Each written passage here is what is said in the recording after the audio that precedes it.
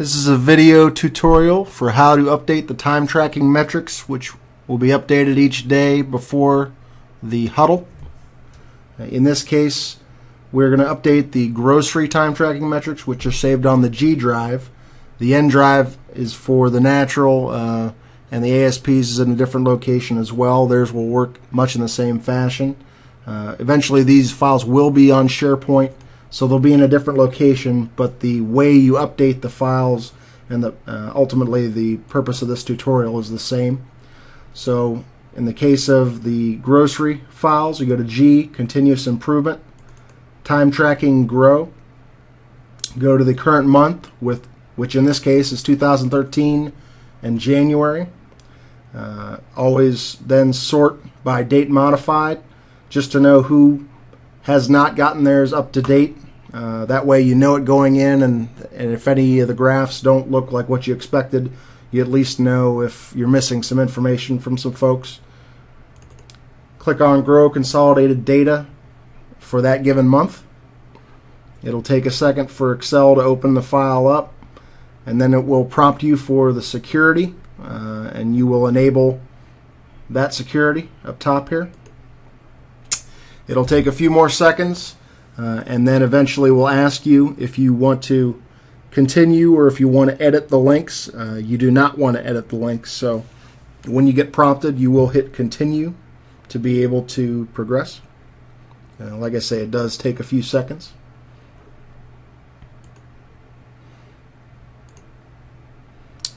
Then you'll go to the pivot table, position your cursor somewhere on the table, data, and then refresh. Similarly for all the other pages, you have to be on the pivot table itself, not on the chart.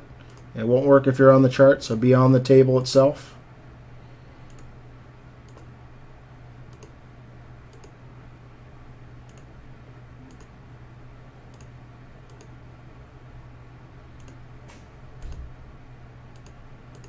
Once you've done that, the two tabs that will be most significant on a daily basis are the Categories tab, which you see here, and the Accounts tab, which shows the specific accounts that people have been spending their time on. So, couple things.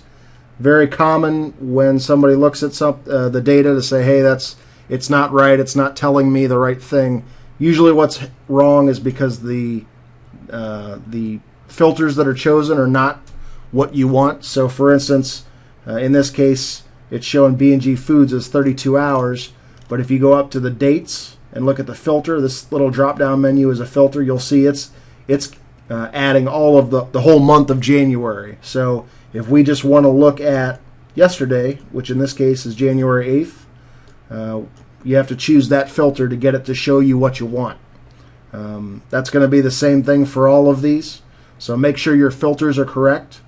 Another common occurrence is somebody hasn't saved their stuff to the master file. They saved it to their desktop because they were either remote location or some kind of issue, and then they didn't go back after the fact and make sure that the master got updated. So that also could be a reason why, if your charts aren't showing up the way you want them. And then lastly, people saving it to the wrong tab. So for instance, if it's the 8th and I save mine to the 9th, because I'm behind and I'm catching up and I forget that I'm doing yesterday's instead of today's, obviously it's not going to show you the data if you're trying to look for all the data from the 8th. If you have any questions related to this process, please contact your director or a Definity project manager to walk you through this. Best practice, get all of this done somewhere between 7 o'clock and 7:30. Do not do it at 8 o'clock at the start of the huddle, because you're not going to have time and you're going to be too focused on the data and not really focused on the meeting participants.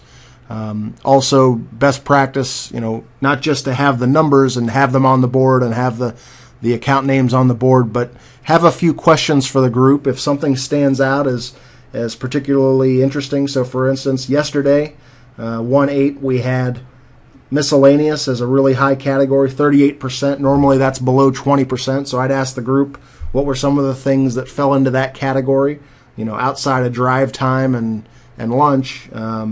Just curious. That's a abnormal number. And then also promotions was pretty low, so just understanding that. Obviously, if there's accounts that are, if Bonnie Manman was number 2 on the list, but it's a D account or a new account we wouldn't have expected to spend a lot of time on, we want to ask for, what are they asking us to do? Why is it eating up our time, in that account management category? Just generally have at least 2 or 3 questions for the group.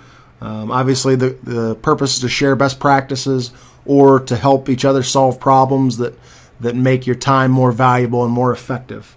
Numbers are going to be high and low, and it's only a bad number if you don't know why that number is high or low. So I'm showing you the process to make sure you have accurate information, and then ultimately refresh the numbers, get the numbers on the board, get the information on the board, conduct the huddle, and have a few questions for the group to be able to make the time valuable for everyone.